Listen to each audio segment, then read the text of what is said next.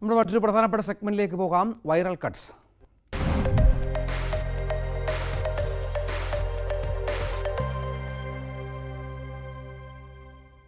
മധുരയിൽ നടന്ന നടൻ വിജയുടെ നേതൃത്വത്തിലുള്ള തമിഴക വെട്രി കഴകത്തിന്റെ രണ്ടാമത്തെ സംസ്ഥാന സമ്മേളന റാലിക്കിടെ ബൗൺസർമാർ പ്രവർത്തകരെ ആക്രമിച്ചുവെന്ന് ആരോപിച്ച് പോലീസിൽ പരാതി ലഭിച്ചിട്ടുണ്ട്. ഇതിന്റെ ദൃശ്യങ്ങളാണ് കഴിഞ്ഞ 2 ദിവസമായി ഏറ്റവും കൂടുതൽ പ്രേക്ഷകർ കാണുന്നത്. ഏറ്റവും വൈറലായ ദൃശ്യങ്ങൾ. ആ ദൃശ്യങ്ങളിലേക്ക് ഒരിക്കൽ കൂടി.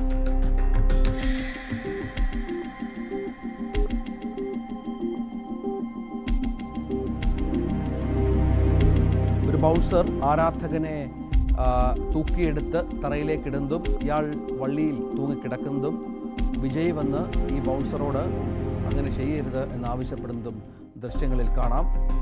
പക്ഷേ ഇതിലൊന്നും ഈ ആരാധകൻ തൃപ്തനായില്ല എന്നാണ് മനസ്സിലാക്കേണ്ടത്.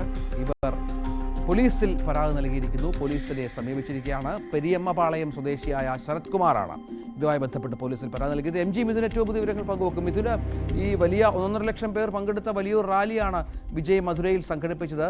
അതിൻ്റെ ശോഭ കെടുത്തുന്നതായോ ഈ സംഭവം? രജിത്ത്, ഏകദേശം 15 ലക്ഷത്തോളം ആൾക്കാർ പങ്കെടുത്തു എന്നുള്ളൊരു അവകാശവാദമാണ് ഇതുമായി ബന്ധപ്പെട്ട് TV-ക്ക് നടത്തുന്നത്. അത്രത്തോളം ആളുകൾ ഉണ്ടായിരുന്നു എന്ന് തെളിയിക്കുന്ന തരത്തിലുള്ള കുറേ ദൃശ്യങ്ങളൊക്കെ അവർ പുറത്തുവിടുകയും ചെയ്തു. അതിനിടയിലാണ് ഈ ഒരു സംഭവം ഉണ്ടാകുന്നത്. അതായത് വിജയ്ക്ക് 1ാം സമ്മേളനം നടന്നപ്പോൾ ഇത്രയും വലിയ രീതിയിൽ ആളുകൾ തടിച്ചുകൂടിയ സാഹചര്യത്തിൽ എല്ലാവരെയും കണ്ട് അഭിവാദ്യം ചെയ്യാൻ പറ്റാത്ത ഒരു സാഹചര്യം ഉണ്ടായിരുന്നു. അതുകൊണ്ട് തന്നെയാണ് ഇത്തവണ 350, അതായത് ഈ ആളുകൾ നിൽക്കുന്ന പ്രധാന വേദിക്ക് മുന്നിൽ നിന്ന് ഏകദേശം 350 മീറ്ററോളം ദൂരത്തേക്കാണ് ഈ ഒരു റാമ്പ് വാക്ക് നടത്തുന്നതിന് വേണ്ടിയുള്ള ക്രമീകരണങ്ങൾ ഏർപ്പെടുത്തിയത്. ഒപ്പം തന്നെ മുൻകാലങ്ങളിൽ നടത്തിയ സമ്മേളനങ്ങളും ഒക്കെ ഇത്തരത്തിൽ ആരാധകരും ഒക്കെ വലിയ രീതിയിൽ വിജയുടെ അടുക്കലേക്ക് ഇരച്ചു കയറുന്ന ഒരു സാഹചര്യം ഉണ്ടായിരുന്നു. അതുകൊണ്ട് തന്നെ ഇത്തവണ കൂടുതൽ സുരക്ഷാ ക്രമീകരണങ്ങൾ ഒരുക്കിക്കൊണ്ടായിരുന്നു ഇത്തരത്തിൽ ഈ റാമ്പ് വാക്ക് ക്രമീകരണം ഏർപ്പെടുത്തിയത്. അതായത് ഈ റാമ്പ് വാക്കിന് തൊട്ട് ഇത്രയധികം ഉയരം ഉണ്ടായിരുന്നു. ഒപ്പം തന്നെ ആ കമ്പികളിലെല്ലാം തന്നെ ഗ്രീസ് പുരട്ടിയിരുന്നു. ഒരു തരത്തിലും ആളുകൾ പിടിച്ച് കയറാൻ ശ്രമിച്ചാൽ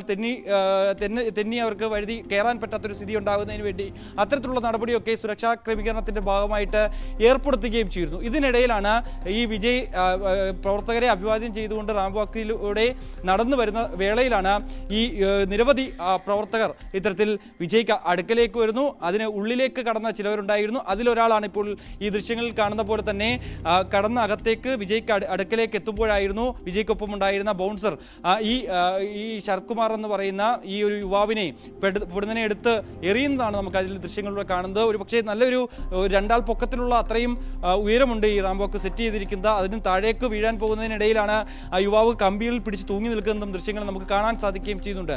ഇതിനെ തുടർന്നാണ് ഇതിനെതിരെ പരാതിയുമായി ഈ ബൗൺസർമാരുടെ നടപടിയെ ചോദ്യം ചെയ്തുകൊണ്ട് പരാതിയുമായി രംഗത്ത് വരുന്നത്. കാരണം നേരത്തെ മുൻകാലങ്ങളിലും ഇതേ രീതിയിലുള്ള സമാനമായ രീതിയിലുള്ള പരാതികൾ ഒരു പോലീസ് ഉദ്യോഗസ്ഥർക്ക് ഇതുമായി സംബന്ധിച്ച് ഒരു രേഖാമൂലമുള്ള പരാതി നൽകിയില്ല എങ്കിൽ പോലും തന്നെ മുൻകാലങ്ങളിലും ബൗൺസർമാരുടെ ഈ ഒരു നടപടിക്കെതിരെ പ്രവർത്തകരും ഒപ്പം തന്നെ ആരാധകരും ഒക്കെ രംഗത്തുണ്ടായിരുന്നു. ഇപ്പോഴാണ് ഒരു റിട്ടേൺ പരാതി പോലീസിന് മുമ്പാകെ എത്തുകയും ചെയ്തിരിക്കുന്നത്. പക്ഷേ ഈ പരാതിയിൽ ഇതുവരെയും പോലീസ് കേസെടുത്തിട്ടില്ല എന്നുള്ളതാണ് നമുക്ക് ഏറ്റവും ഒടുവിൽ ലഭ്യമാകുന്ന വിവരം. ഒപ്പം തന്നെ മറ്റ് പാർട്ടിക്കാർ, അതായത് DMK ഉൾപ്പെടെയുള്ളവർ ഇതിൽ ചൂണ്ടിക്കാണിക്കുന്ന അവിടുത്തെ പ്രധാനപ്പെട്ട നേതാക്കളൊക്കെ ചൂണ്ടിക്കാണിക്കുന്ന സാഹചര്യമുണ്ട്. അതായത് നേരത്തെ തെലുങ്ക് താരം അല്ലു അർജുൻ ഇതേ രീതിയിൽ സിനിമയുടെ ഫസ്റ്റ് ഷോയ്ക്ക് വരുന്നതുമായി ബന്ധപ്പെട്ട് അവിടെ നിരവധി ആളുകൾ തടിച്ചുകൂടുകയും ഒപ്പം തന്നെ അതിലൊരാൾ കൊല്ലപ്പെടുകയും ചെയ്യുന്ന ഒരു സാഹചര്യം ഉണ്ടായിരുന്നു.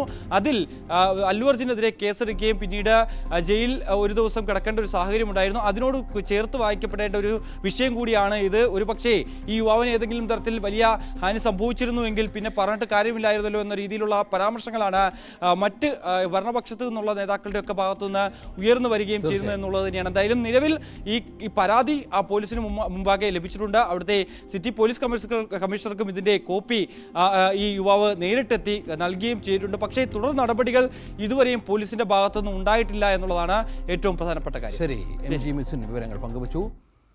മറ്റു വാർത്തയിലേക്ക്. ജമ്മു വൈഷ്ണോ ദേവി ക്ഷേത്രത്തിലേക്കുള്ള വഴിയിൽ മണ്ണിടിച്ചിൽ. 9